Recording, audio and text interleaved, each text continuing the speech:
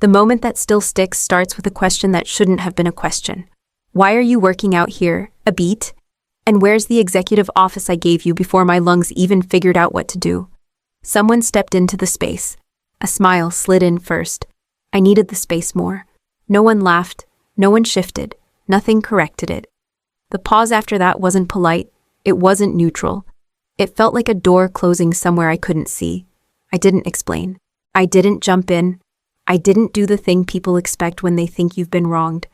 I stood there with my laptop pressed against my ribs like it could anchor me. The smell of burnt coffee drifted from a mug on the edge of the table. I locked onto that, focused on not saying the wrong thing too fast. My name is Daisy, 32 years old. That sentence felt heavier than it should have. Like saying it out loud would put me somewhere I wasn't standing anymore. The CEO didn't look at me after that. His eyes stayed on the smile, on the confidence, on the version of events that had just been offered up so casually it almost sounded official. Someone cleared their throat. Someone else checked a watch. The room decided something without asking me first. I could feel it in the way the air settled. This is usually where I tell myself to be patient, to wait for the right moment, to not make it awkward. I swear I've been living off those instincts for years. They've never done me any favors. I adjusted my grip on the laptop, said nothing, let the silence stretch long enough that it stopped feeling like mine. The story you're about to hear is a fictional work created by the writing team at RevengeAITA.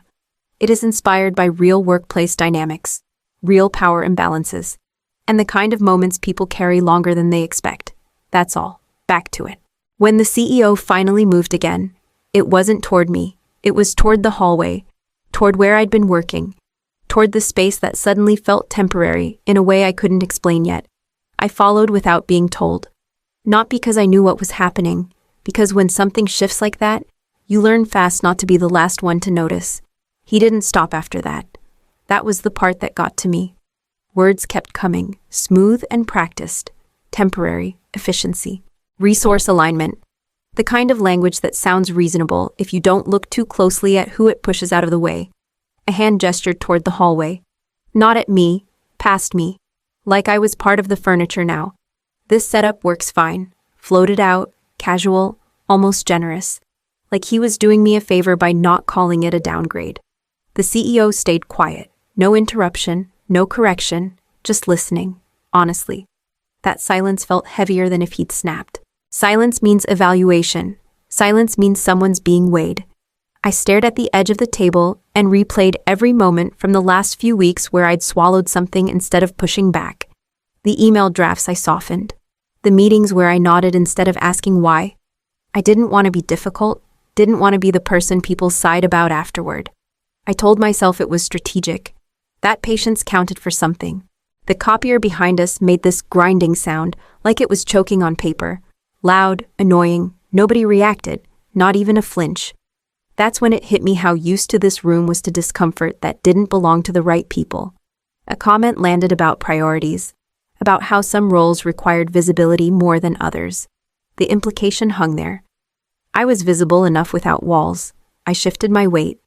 The laptop slipped a little in my arms. No one noticed. This is the part where I usually talk myself out of speaking. I tell myself it's not worth the energy. That correcting someone takes more effort than letting them be wrong. I could feel that instinct kick in again, right on time, like muscle memory. The manager kept filling the space, confident, uninterrupted. Each sentence stacked on the last until it sounded less like an explanation and more like a conclusion that had already been agreed on. The CEO finally looked up, not at me. At the words still hanging in the air, the talking slowed, just a fraction, like someone sensing the ground might not be as solid as they thought. I didn't move. I didn't say anything. I let him keep building whatever he thought was settled. The CEO finally stepped in. Not loud, not sharp, just firm enough to stop the flow. That office wasn't informal. A pause. Papers shifted. Someone stopped tapping their pen. It was approved, logged, assigned, to her. The words landed clean. No decoration, no room to spin them. I didn't feel relieved. My chest tightened instead, because now there was no confusion to hide behind. This wasn't a mix-up or a scheduling hiccup or a bad assumption. Someone had looked at a decision and decided it could be bent. The manager's posture changed. Shoulders forward, pace quickened. Operational need came out fast, then short term, then something about alignment. The cadence of someone trying to outrun a problem by stacking phrases on top of it. I stared at the corner of the table and remembered the email from weeks back. One notification, one clean ping, nothing after. I'd stared at my inbox that afternoon and told myself it meant later, that it meant busy, that it meant not now. I swallowed, adjusted my grip on the laptop again. My fingers had started to ache. The CEO's gaze didn't move, not impressed, not irritated, just waiting. Another explanation tried to surface. It trailed off halfway through, like it lost confidence mid-sentence. A chair shifted. The room felt smaller without anyone actually stepping closer. This is where I usually doubt myself. I start wondering if I misunderstood something obvious, if I missed a memo, if I'm being dramatic about a detail that doesn't matter as much as I think it does. But the word assigned kept echoing. Clear, specific. Not a favor, not a courtesy. A decision that had already been made. I glanced up, caught the manager watching the CEO instead of me now. That told me more than any explanation had so far. The conversation didn't stop. It slowed. Like everyone realized the ground had changed and no one was sure where to put their weight next. The shift happened quietly. A laptop turned. A screen angled so everyone could see. Access logs first. My badge history scrolled past. Green, green, green, then red, disabled per request. That phrase sat there like it had always belonged. Another file opened. This one slower, paperwork. The kind that pretends to be boring so no one looks too hard. My name at the top. My role spelled out clean. A signature at the bottom. I leaned forward without meaning to. The angle was wrong. Too neat. Too patient. When I sign things, I rush. I loop letters too wide. I press harder at the end. My finger tapped the screen once. Not dramatic. Just enough. That's not my signature. The words didn't shake. My hands did. The air kicked on hard. Louder than it needed to be. Cold rushed across the room. No one looked at me. Not even the person who'd been talking the most. Eyes went to the screen instead. Like if they stared long enough it might correct itself. Someone tried to speak. Stopped. Tried again. The sentence never finished. I stayed standing. Didn't sit. Didn't explain. I didn't owe anyone an essay on how I write my own name. The manager shifted his weight. A heel scraped. He didn't look at the screen. He watched the CEO's face instead, waiting for a reaction he could work with. This is the part people don't talk about. How your name can stop feeling like yours the moment it shows up in the wrong context. How easily it can be turned into permission. I felt stupid for not checking sooner. For trusting that a locked door meant a glitch. For assuming nobody would be bold enough to do this in writing. The CEO leaned closer to the screen, not angry. Focused, per request, he repeated, slower this time. No one filled the space after that. No clarifying speech, no cleanup language. Just the sound of the system humming and the quiet realization settling in that something had crossed a line it couldn't step back over. The question landed without ceremony. Did you follow up? Yes, 3 times. It came out clean, no pause. That part surprised me. A beat passed. Then another screen turned toward the center of the table. Email logs this time. Dates lined up. Subjects I recognized immediately because I'd stared at them too long when they didn't get answers. Every message showed as opened. Every single one. No replies. I felt my face heat up. Not because I'd sent them. Because I hadn't copied anyone else. I hadn't pushed it higher. I told myself escalating would make things awkward. That it would look impatient. That it might come back on me later. Stupid, honestly. Someone made a small noise in their throat. Like they were about to soften it. The CEO lifted a hand just enough to stop that instinct. These were read, he said. Slow. Not accusing. Precise. The room went still again. A different kind of still. The kind that shows up when deniability runs out. I stared at the timestamps. Each open felt intentional now. Not missed. Not delayed. Chosen. A phone buzzed on the table. Short, sharp. No one reached for it. Whoever it belonged to, let it die where it sat. I shifted my weight. My shoulders dropped a fraction. Something inside me finally stopped trying to be polite. This is where I usually rewrite things in my head. Convince myself silence means busy, or later, or not now. I've built entire explanations out of that habit. Watched it save other people a lot of responsibility. The CEO leaned back slightly, eyes still on the screen. So, he said, not looking at anyone in particular, these weren't missed. No one argued that. No one tried to spin it into a misunderstanding. The emails sat there doing their own work. I let my hands relax at my sides. For the first time since this started, I didn't feel like I needed to explain my tone or defend my patience. The silence had already done enough explaining on its own. The screen stayed up as the conversation shifted. Access, timing, requests. The word per came back into play again, and just like that, the problem stopped being about whether I'd followed up and became about why someone needed me to stop. That's when his eyes finally landed on me, not curious, not angry, evaluating. This isn't about access, he started, voice steady again. It's about readiness, seniority, presence. The words stacked neatly, like they'd been waiting for their turn. I almost laughed. Almost. The sound got stuck somewhere behind my teeth.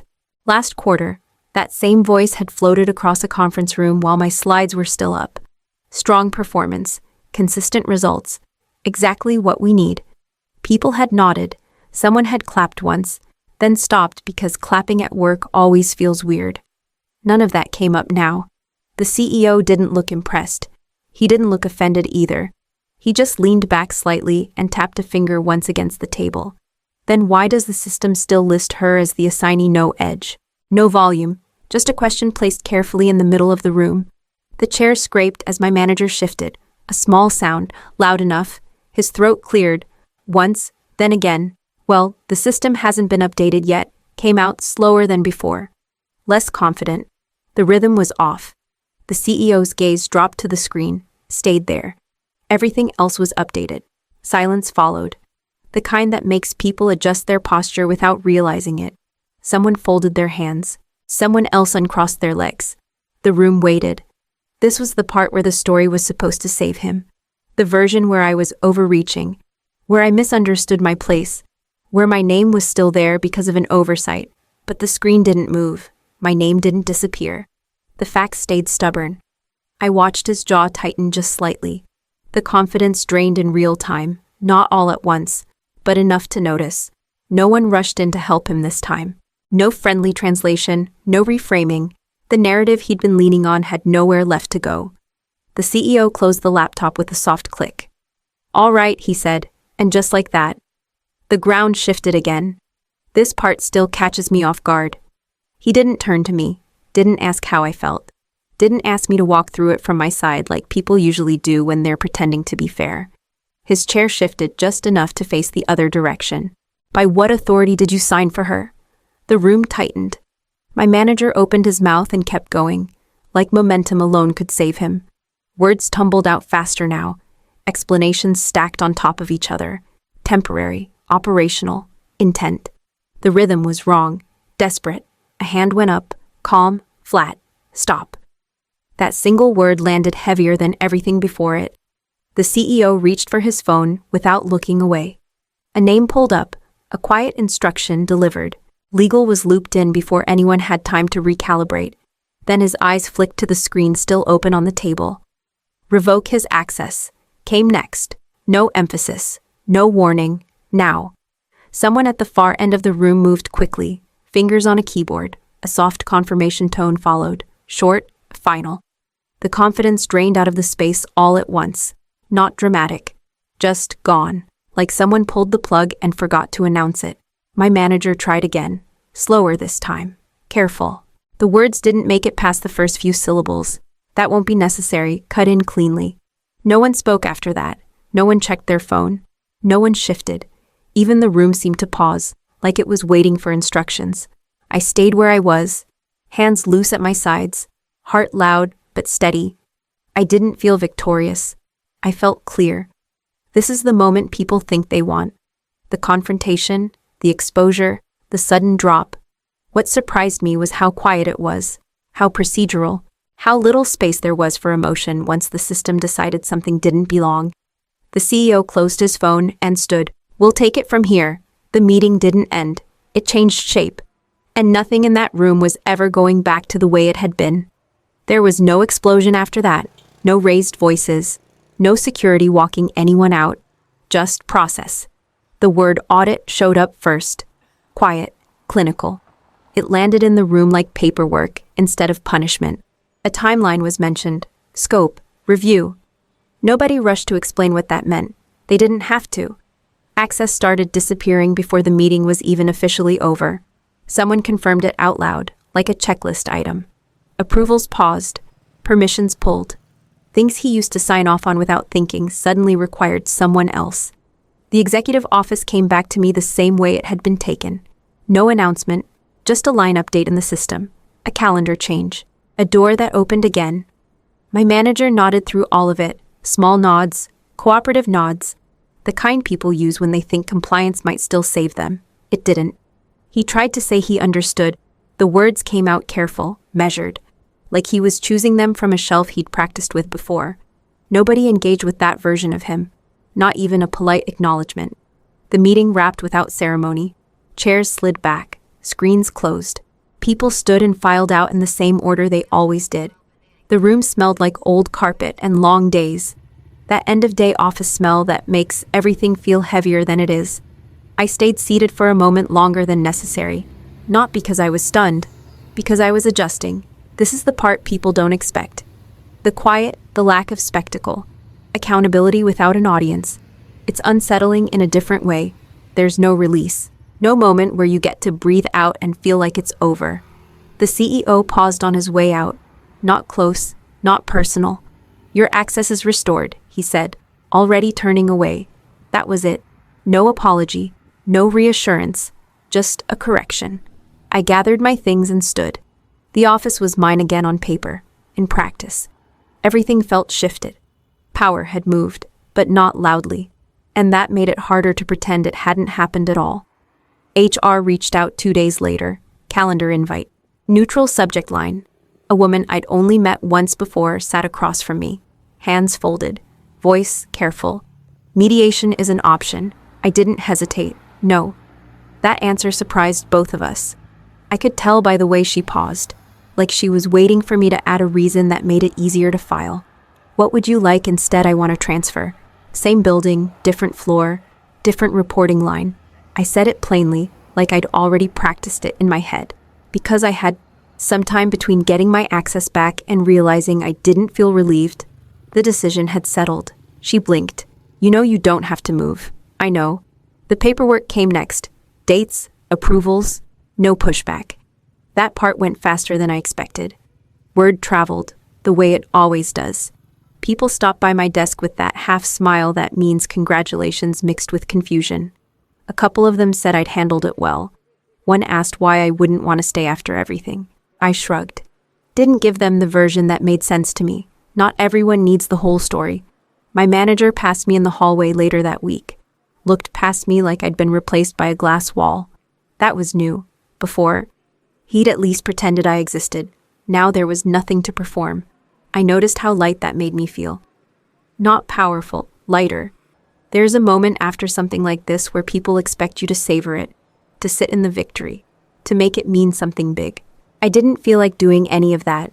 I packed up my things slowly, not dramatically, just deliberately. Each item off the desk felt like closing a door I didn't want to keep reopening. By the time the transfer went through, the office was quiet again. My name was still on the door I'd been given back. I didn't go inside. I took the elevator down instead and didn't look back. He was gone a few months later. No announcement, no farewell note. His meetings vanished from the calendar one by one, like someone erasing a pencil line they never meant to keep. People stopped saying his name out loud. Work moved on. It always does. I still had the executive office. The door opened when I wanted it to. My name stayed on the system. Nothing about that part got reversed, and yet, I didn't live in there. Some days I worked from a different floor, sometimes from a conference room no one used anymore. Once or twice from a desk near the window where the light was bad but the silence was honest. Old habits, maybe. Or a quiet reminder that space only matters if you let it decide who you are. I didn't forgive anyone. I didn't sit down with anyone to clear the air. There were no closure meetings. No clean wrap-up conversations that tied everything into a bow. I let the story end where it ended. People tried to offer explanations for me. They said things like resilience and growth. They said I came out on top. I nodded when it was easier than correcting them. The truth was simpler. I made a choice that couldn't be undone. I stepped out of a place where my name had been used without me, and into one where it couldn't be touched at all. That decision cost me familiarity. It cost me comfort. It also bought me something I hadn't had before: clarity. Here's the lesson I keep.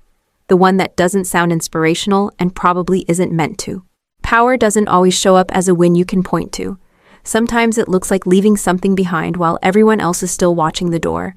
Sometimes it's choosing not to negotiate your place ever again, even when the system finally offers it back. I didn't take it back. I walked away with it.